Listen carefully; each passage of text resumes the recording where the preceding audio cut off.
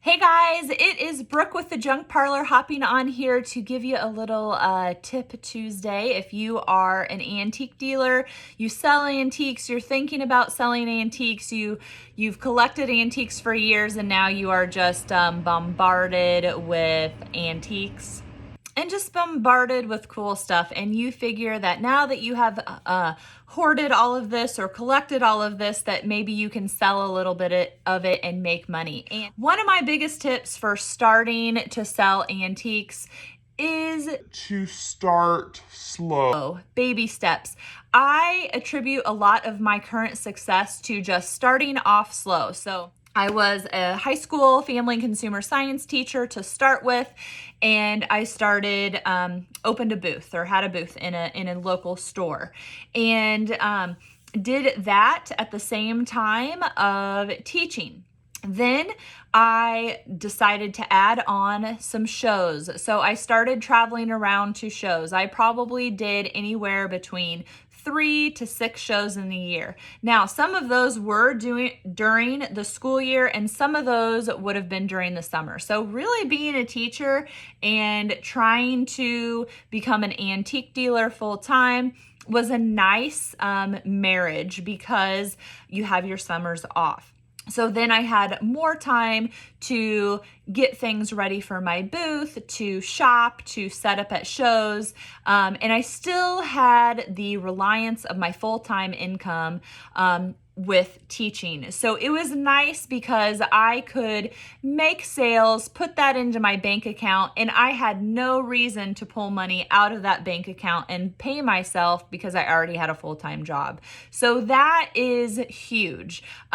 Not having those financial pressures on and being able to be a little bit more strategic in growing my business. So then as I was selling at shows, I ended up getting another booth, eventually moving to a different store, then eventually moving to another store, and doing all of this while teaching and trying to grow online as well, because I realized the importance of having social media presence and growing my business and making more sales in my physical booth, show, brick and mortar, whatever.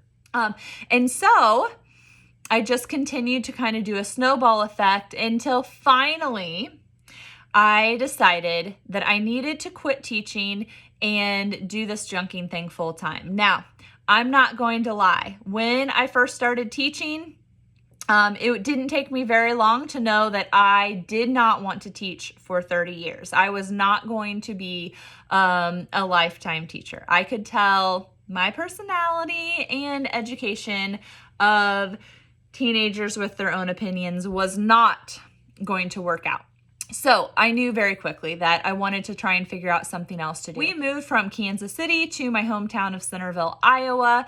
And so we had changes in our life that impacted things as well. But I did not even try and start doing antiques until living in small town Iowa. And eventually when I decided that, hey, I want to do junking full time, and I really can't grow my business at this point without having more time, and a full-time job and 3 kids definitely monopolizes a lot of your time. So the next best thing to do was to quit teaching. That required convincing my husband that I could get rid of a full-time income and health insurance and stability, etc., and go out on a limb and try and grow a business full-time as an antique dealer. So after years, and I mean years, of trying to convince him, he finally said okay, because in all actuality, all I would have to do is do it for a couple years. And if I didn't succeed or like it, then guess what? I could just go back to teaching. I was a family consumer science teacher. Family consumer science teachers are a rarity. And so I knew I would have no problem getting a job.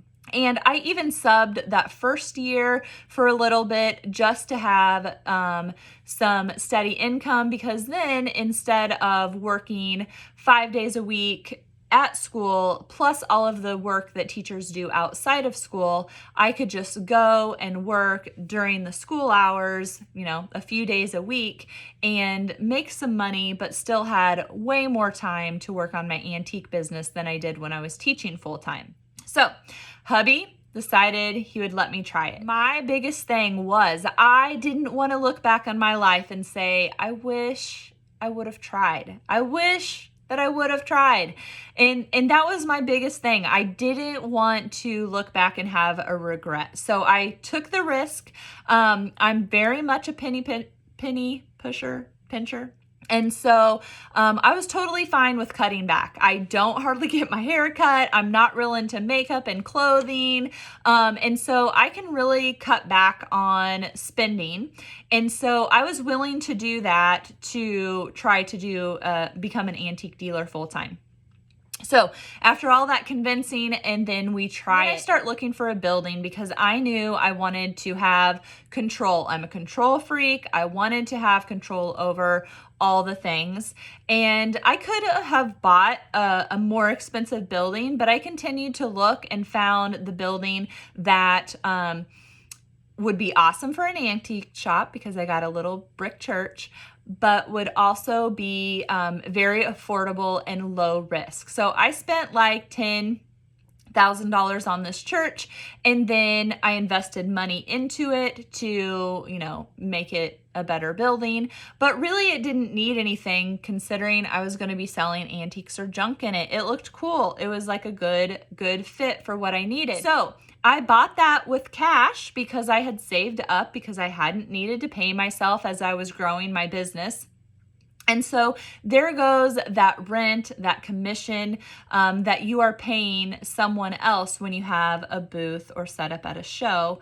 And so I was slowly growing my business. And I'm telling you that by doing that and also pivoting in my business as I saw things change, my wants and desires change, the desires of my customers change, and not being afraid to pivot and change in my business as an antique dealer, I really think has helped me with my success because I have a Staging Your Antique Shop group.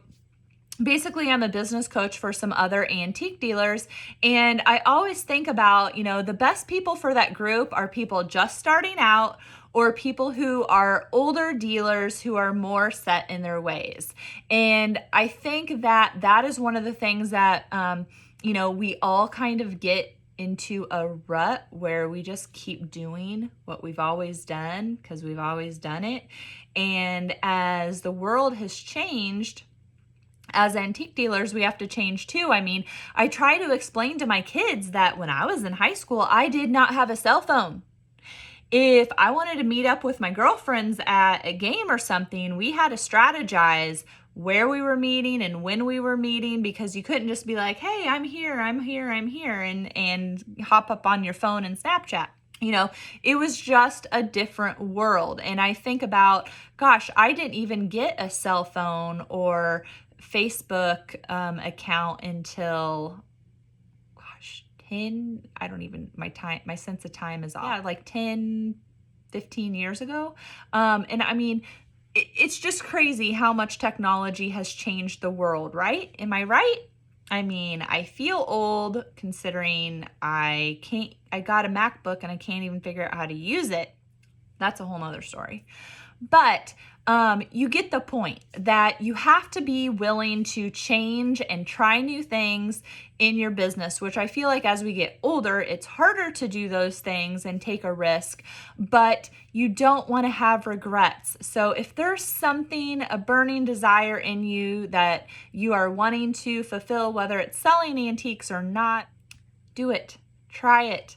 Take that art class or the swimming lessons or whatever it might be, because, I'm all about not having regrets. So my big tip for today is to take baby steps. Slowly grow your business and expand and invest more money as you are making more money. You do not need to have the huge storefront with big rent in the beginning. Start off in a small space with a little rent, and then grow as your space and your costs as you are making more sales. You don't need to just up and go buy a building or have a store. Start out by selling in booths, setting up at shows, making sure you like it, making sure what you buy sells, making sure you are learning things about pricing and all of the things that go with selling antiques before you make a huge plunge or investment. So baby steps.